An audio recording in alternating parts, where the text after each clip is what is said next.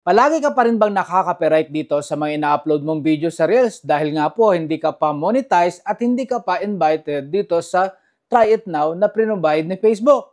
So ano nga po ba yung dapat nyong gawin? Well, panoorin mo ito guys hanggang huli dahil wag mo na pong iisipin yan. Hayaan nyo na po ako mamroblema para sa inyo at sanay naman po ako dyan. So ganito lang guys, dalawa pong version yung ipapaliwanag ko po sa inyo dahil nga po masyadong maikli po sa Reels para ipaliwanag ko ng buo itong version ng laptop at saka sa inyong handphone. So unahin po muna natin sa handphone.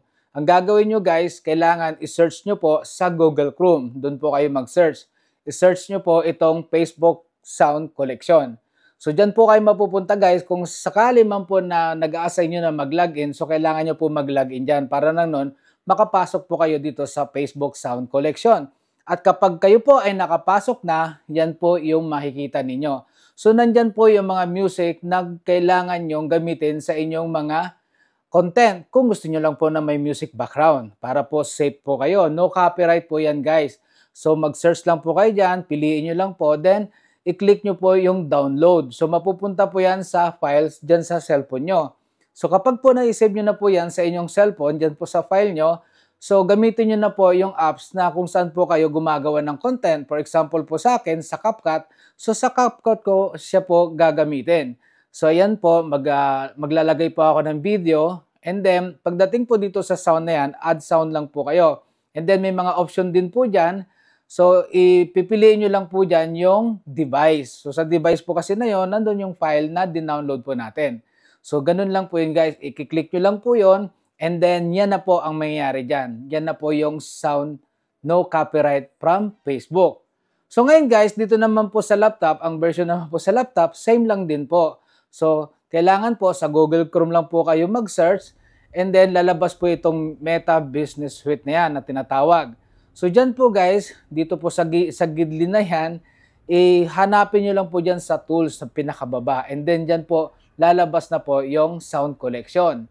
And then same din po sa handphone po yan na i-download din po ninyo. So nasa sa inyo po yan guys, nandiyan po lahat ng option. Makinig lang po kayo, pakinggan nyo po lahat ng music na magugustuhan nyo para po sa inyong content. I-download nyo po, katulad po yung sa akin, meron na po ang mismong library ng aking mga Facebook Sound Collection. So ako po, ang ginagamit ko naman pong apps dito sa laptop is yung Filmora. So sa Filmora po kasi, shoutout po sa kaibigan ko na napakabait na nagbigay sa akin, si Jefferson. So siya po yung nagbigay sa akin yan. Libre lang po yan sa akin, hindi po sa inyo.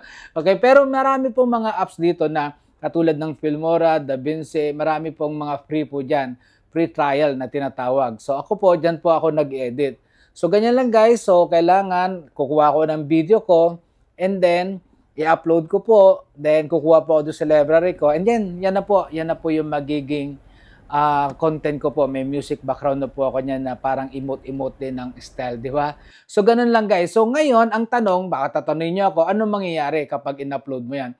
Pag in-upload po natin yan, meron pa rin po yan na makikitang detected, pero ito po is not copyright. Dahil yan po, ayan, nakalagay po dyan mismo na yan po ay ina-allowed ng may-ari ng music yung inyong content. So, hindi po kayo makaka-copyright yan. So, ganun lang po yan, guys.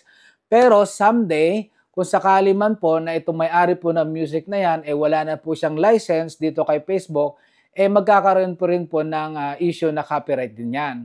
Pero, usually naman po, hindi po talaga nagkakaroon ng copyright music. At so far naman po, yung akin pong mga content na in-upload na using sound collection from Facebook, wala naman po talaga siyang copyright. At the same time, may earnings naman po talaga siya. Gusto nyo to po talaga maging safe sa inyong mga content na in-upload dito. So much better po na magsalita na lang po kayo magsalita. Ngumalngal lang po kayo ng ngumalngal. At noon, huwag nyo na pong lagyan ng music background. Pero sometimes, may mga content kasi tayo na gusto nating lagyan talaga ng music background. So ito po yung pinaka-the best na pwede nyong pagkunan ng no copyright music. So yan lang po guys.